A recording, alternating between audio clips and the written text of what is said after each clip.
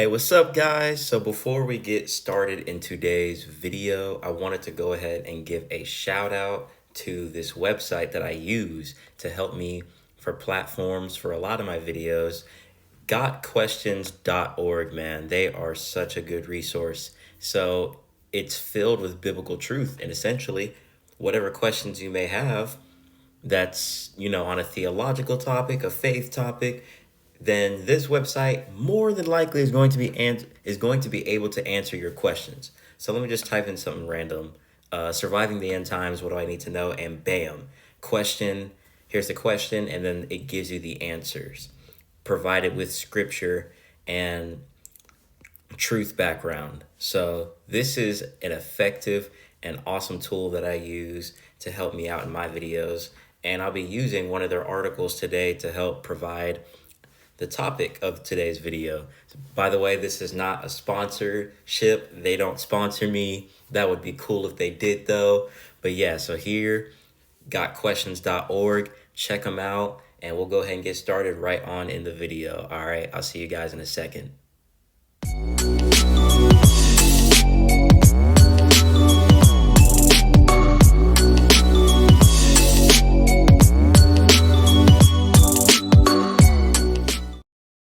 What's up, everybody? Yatsar here, and I wanted to do a video that was requested by a friend of mine. I won't say their name, but this is something that was requested, and so I want to go ahead and talk about it. This is actually an interesting topic, and I've often thought about this.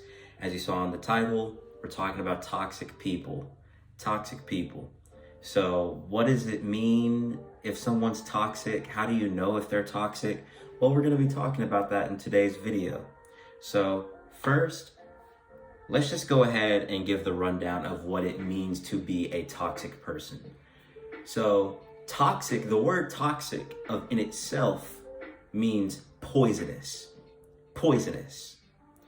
So someone who poisons those around them, right? So toxic means poisonous.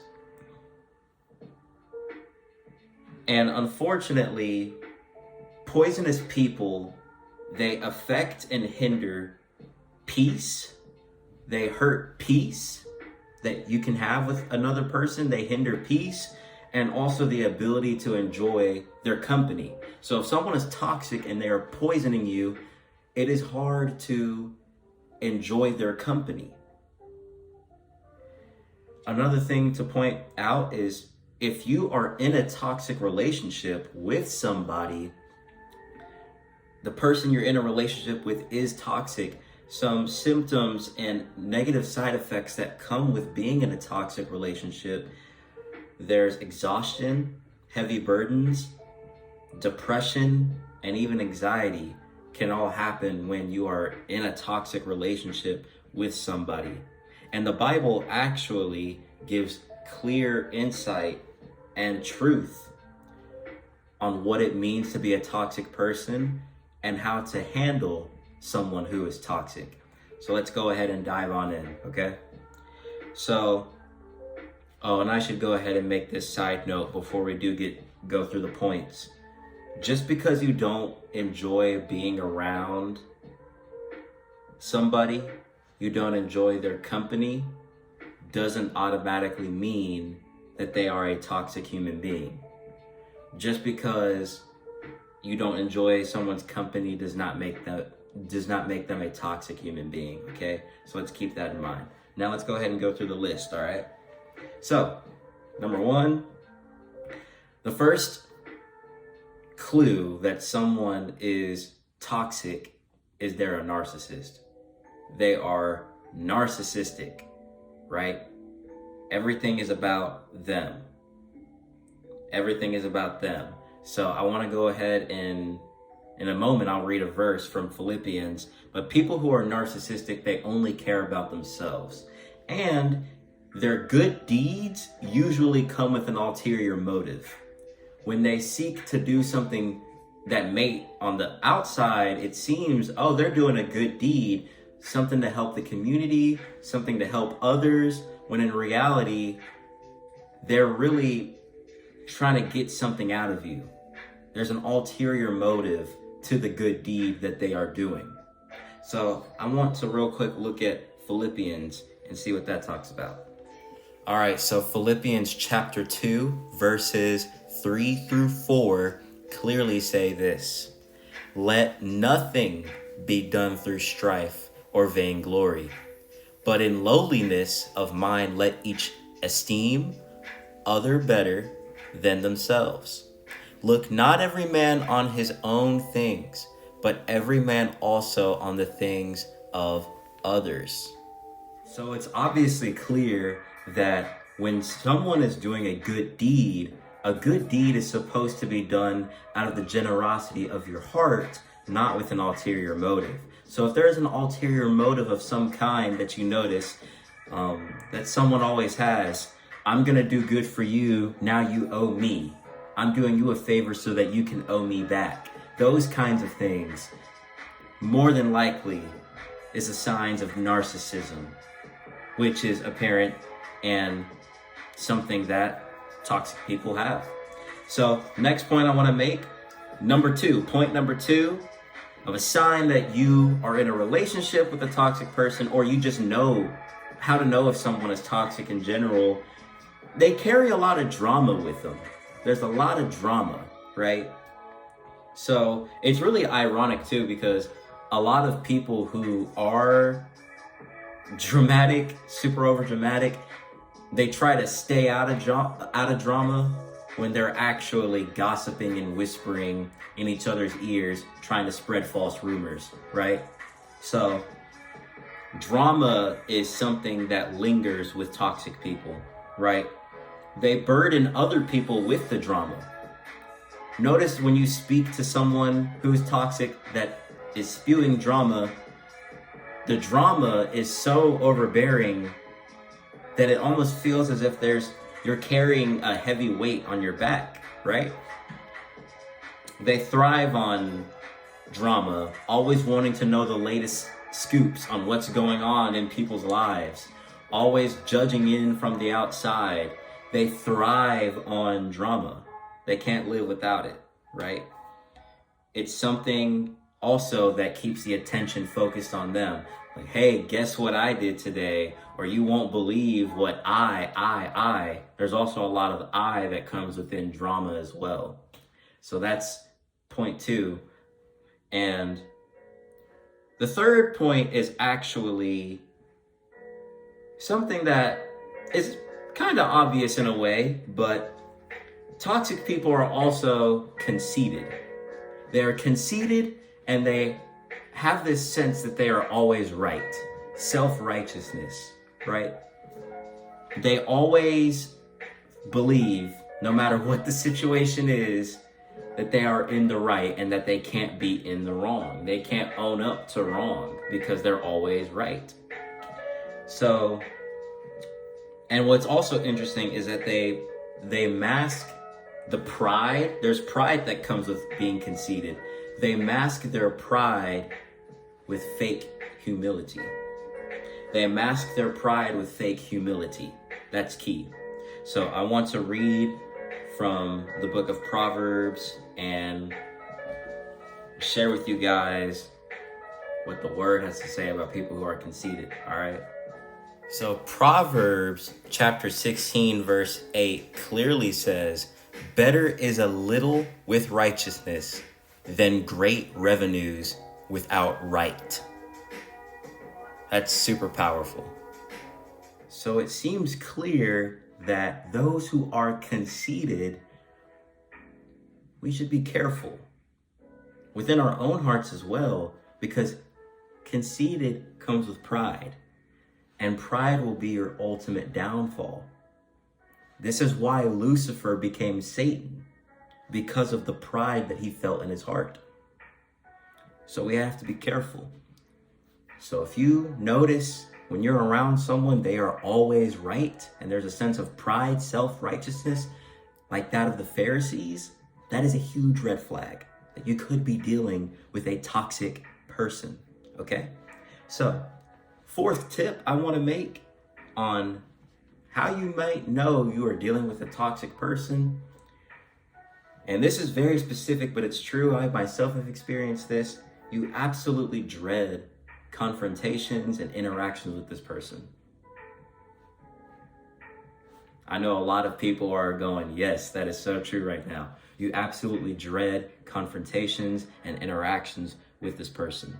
So if someone genuinely makes you uncomfortable and there's not a welcoming spirit about them, that's a huge red flag, okay? To the outside, it may seem that they have a welcoming personality, but that's where the deceit comes in too, because in reality, because you know, if you dread in your mind, oh, I'm about to speak with this person, or I have to talk to this person, this isn't gonna go well, 9 times out of 10, it's because they put you down in some way that makes you feel uncomfortable, right? If every time you walk away from a conversation with them, it almost feels as if you had a knife driven in your heart, as they sat there with their own satisfaction and enjoyed and were leeching off your pain, that is huge. That is huge. So if you dread an interaction with this person for whatever the reason, that's huge, a huge red flag, especially if they leech off of your pain, okay? That's a huge issue. Fifth point that I want to make on toxic people. They have to always make themselves the victims. They make themselves the victims. They are slaves to victimhood, 100%, okay?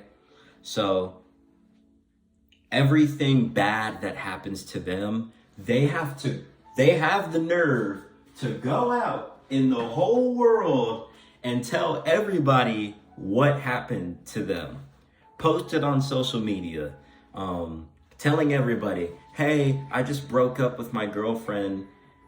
And of course, there's nothing wrong with sharing your hurt with your friends. You should, but it's always about them. You know, I just broke up with my girlfriend. I broke up with my boyfriend, and your opinion doesn't matter. Anything you have to say, anything that you have going on doesn't matter. And they don't ask. They don't ask about you or how you're doing. That's a huge problem. That's a huge problem, and you know you're dealing with a toxic person too in that way. There's also a sense of self-pity that comes with them. Like, oh, woe is me. Woe is life. My life sucks. My life is terrible. I'm not pretty enough. I'm not good enough. I'm not this. I'm not that. I don't have that car. I don't have my dream house. I don't have my dream job, my dream career. I don't know this person. I don't know that person. Stop. Self-pity is not okay. Especially if you're not allowed to share your heart and be open about your feelings with that person as well. Here's the last point I'm gonna make. So point number 6. Point number 6, dishonesty. They are liars. They are liars. People who appear in sheep's clothing but are actually wolves. Hungry, starving wolves. They are liars. They are liars and they are deceitful, okay? 9 times out of 10, if they open their mouth, lies are going to project. If they say the snow on the ground is white, they are lying to you. If they say that water is good for you, they're lying. Okay, that part's not true. Water's actually good for you, so please drink water. But you get the point. They are completely dishonest, right? So there's some other points I want to make here. You ever notice if someone lies, they try to make an excuse for their lie and back it up and say, oh, well, this is for a good purpose. I lied for good reason. I fibbed for a good cause. No, really, you lied to cover yourself up, to cover up your own sin on your own behalf, for your own interest. The Bible actually says love covers over sin, not lies. Lies cannot cover over a sin. Only love can do that. Only the blood of Christ can do that. Lies cannot cover up your sins, my friend. Toxic people use lies to cover up their wrongdoings. And they feel no remorse for it whatsoever. They feel no remorse for it. So I want to read with you some scriptures that are very convicting into people who are dishonest, okay? Proverbs chapter 19, verses 9 through 10 say, "A false witness shall not be unpunished, and he that speaketh lies shall perish. Delight is not seemly for a fool, much less for a servant to have rule over princes." Wow. That is really powerful.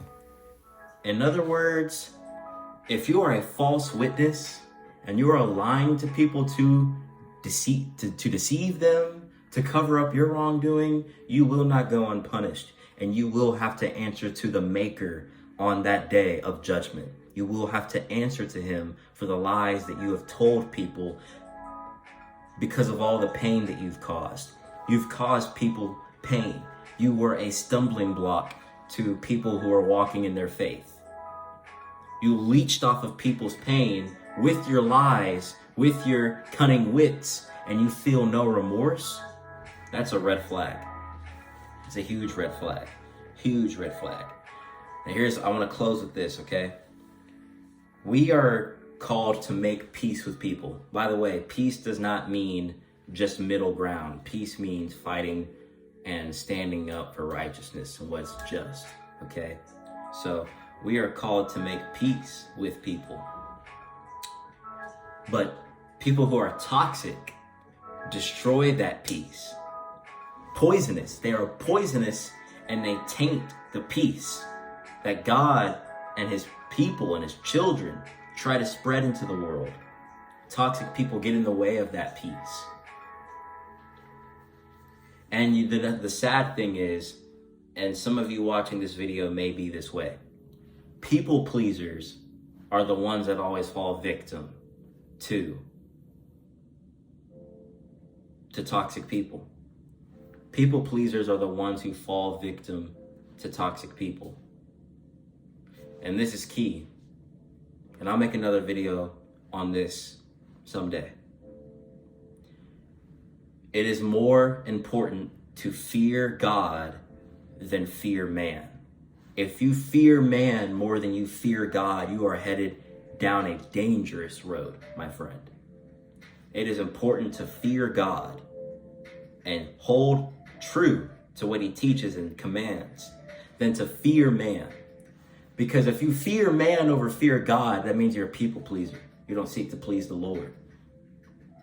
And that is dangerous. You fall prey to Satan. Satan catches people who seek to please man and not God, okay? So these are the tips of how you may know you're dealing with somebody who's toxic. I hope this was helpful to somebody watching this video, and I hope you all enjoy and subscribe, comment, and share your thoughts. And if there's any more content you'd like to see, a video idea, go ahead and let me know. All right, God bless, man, and Jesus Christ loves you very, very much.